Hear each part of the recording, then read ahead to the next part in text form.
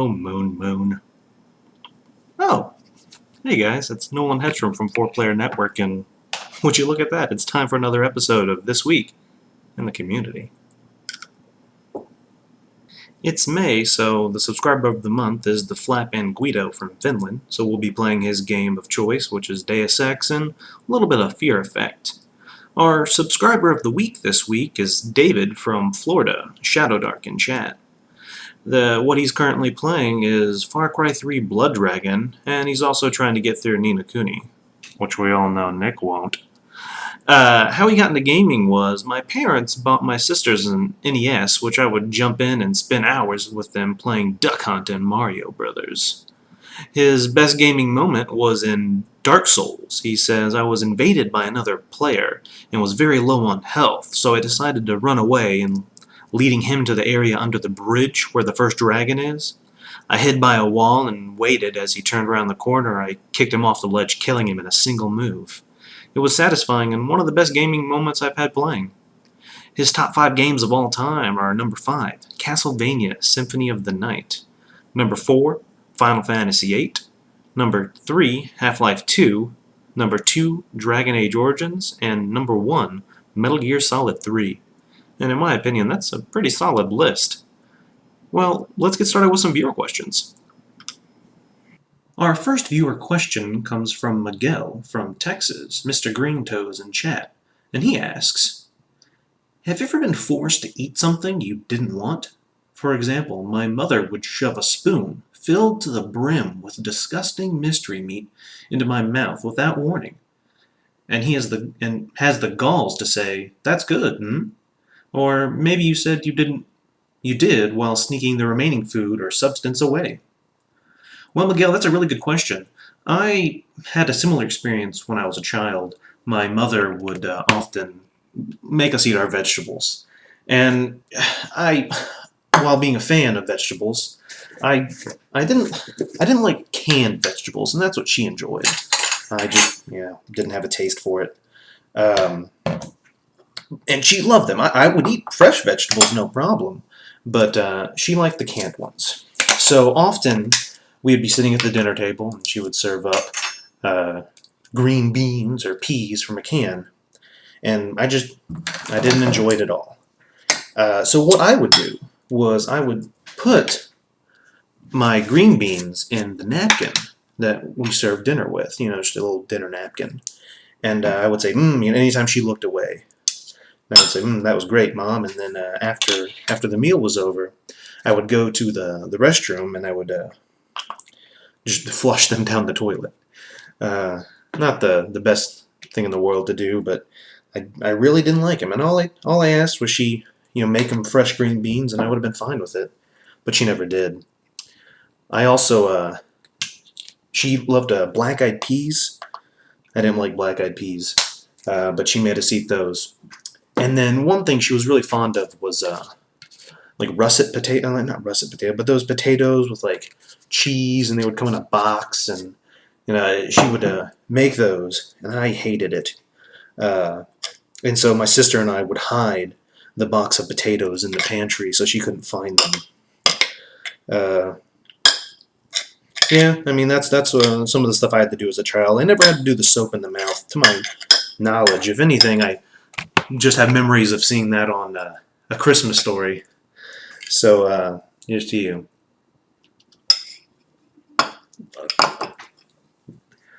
Definitely have had to eat something that I didn't want to, something that was forced upon me by my mother as well.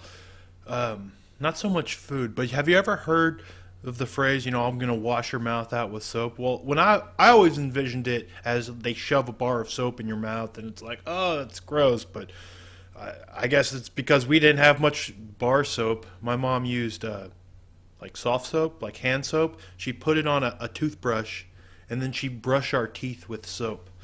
So, suffice to say, we didn't curse that much around my parents when I was younger. My mother tried to make me eat something I didn't like once. Once.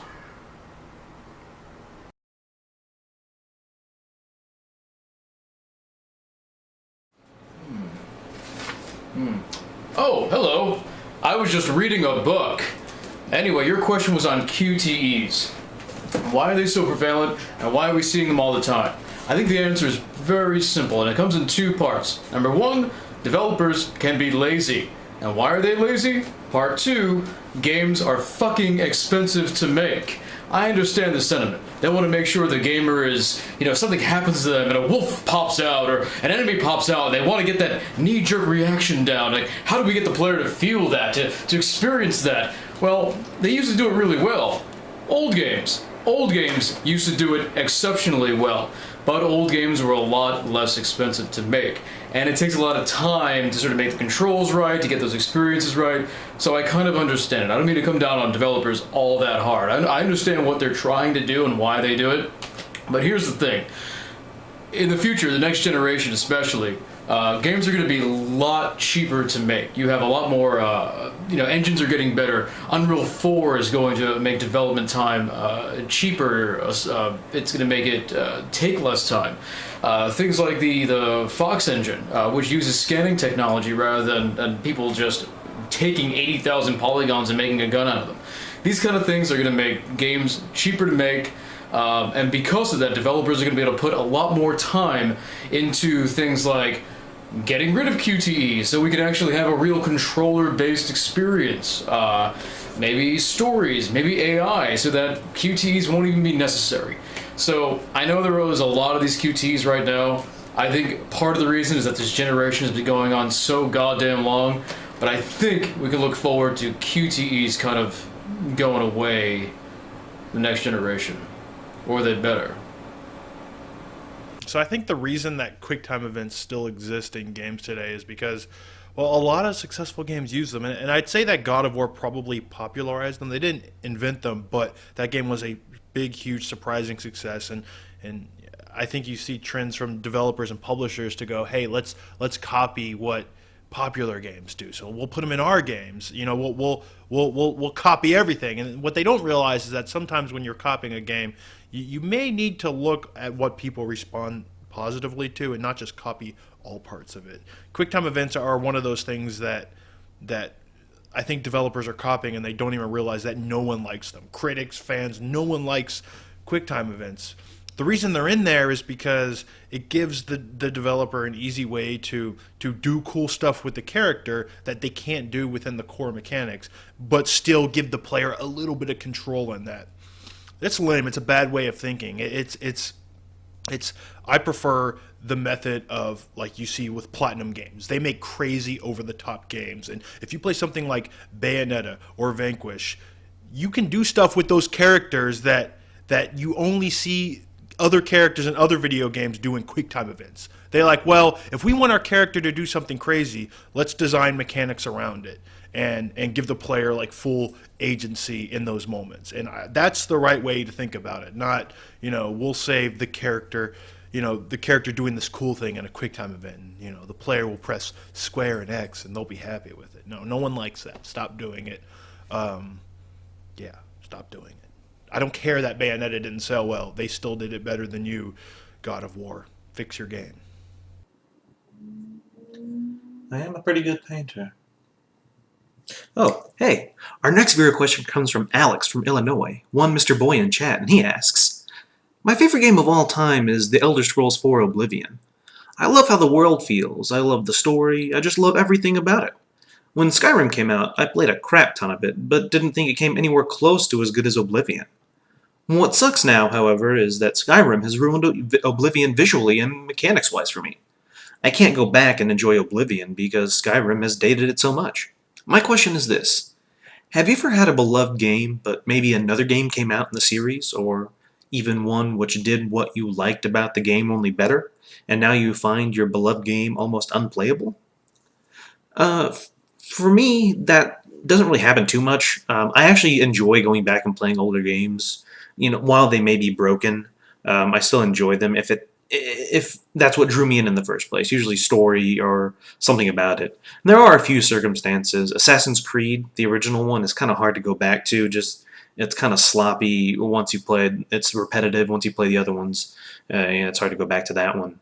But for the most part, I do enjoy going back and playing older games, even from older generations. SNES, those style games. It almost reminds me of how games used to be. That it's games now are completely different than back then, and so while Skyrim and Oblivion are fun, I mean those older games had just like a different aura to them, a different quality, and so I enjoy playing older games, even though they might be broken by newer ones. One thing that does help with PC games is stuff like mods. Mods can make older PC games easier and better to play, so you should check out some mods from Oblivion. There's some pretty good ones. This is kind of an interesting question because we enjoy an industry that loves doing sequels, and we're constantly playing sequels to, maybe our favorite games that we played back when we were younger. But the idea of a follow-up to a game making you love a previous game a little bit less seems a little strange to me, because we love games for like a lot of reasons, and unless it's in a genre that is just so focused on a very core set of mechanics, like a fighting game or a racing game, where a sequel can improve on like all aspects of that in most parts. Can I really see maybe preferring a newer thing to an older thing? Like, for example, I love Tekken 3 when it first came out. It was like my favorite fighting game. I played it all the time. And then Tekken Tag came out, and it had pretty much all of Tekken 3 in there, except it added, more mechanics, more characters, more tag systems. A tag system, and it kind of did really improve on it. And I think at that point, if you still prefer like Tekken 3 to Tekken Tag, it's probably just the nostalgia of maybe playing it back in the day with friends. But I do think that it can happen. But you give Elder Scrolls as an example, and I find that a little weird because they're not just improving on like core mechanics. They're changing a lot of things, and you play role-playing games for a lot of different reasons, because you love the story, because you love the world.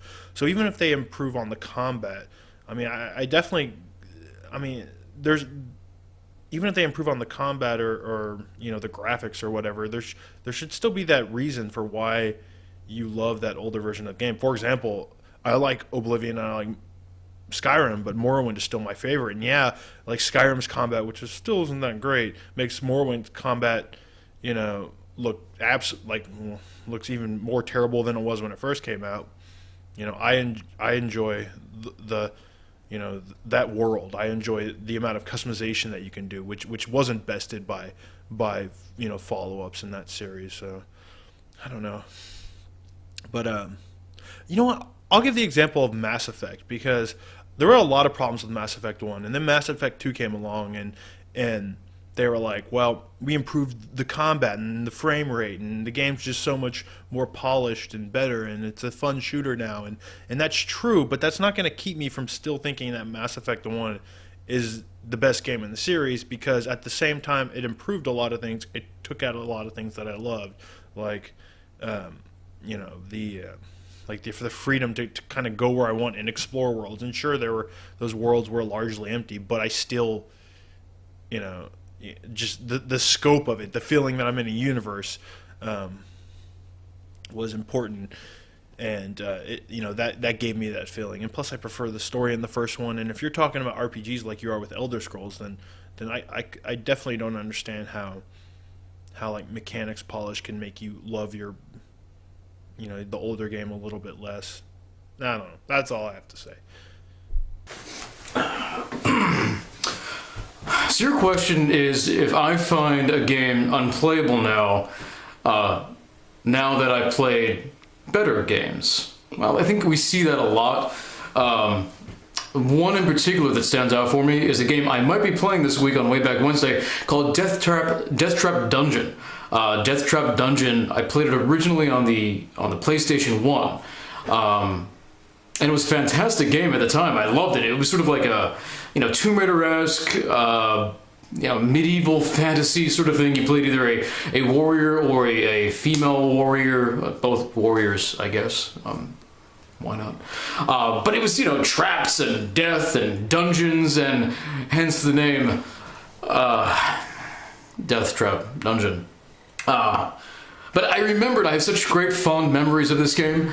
I I remember it being fun and me going through these dungeons and killing these little imp creatures, and their arms and legs would fly off. And I was like, I remember being 19 or 2000, and there was dismemberment on screen, and I was like, this is amazing. They're falling apart. It's wonderful.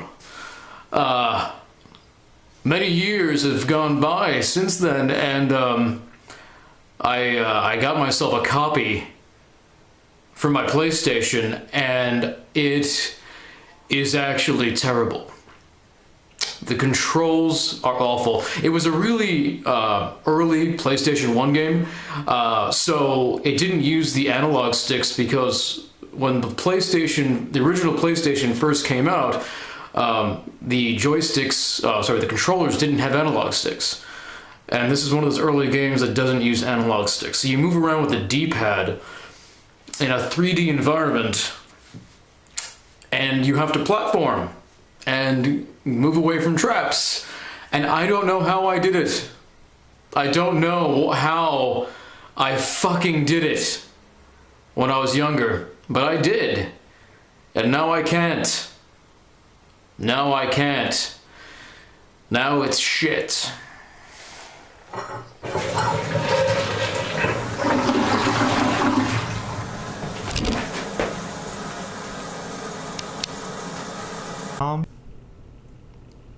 Well, that wraps up another episode of This Week in the Community.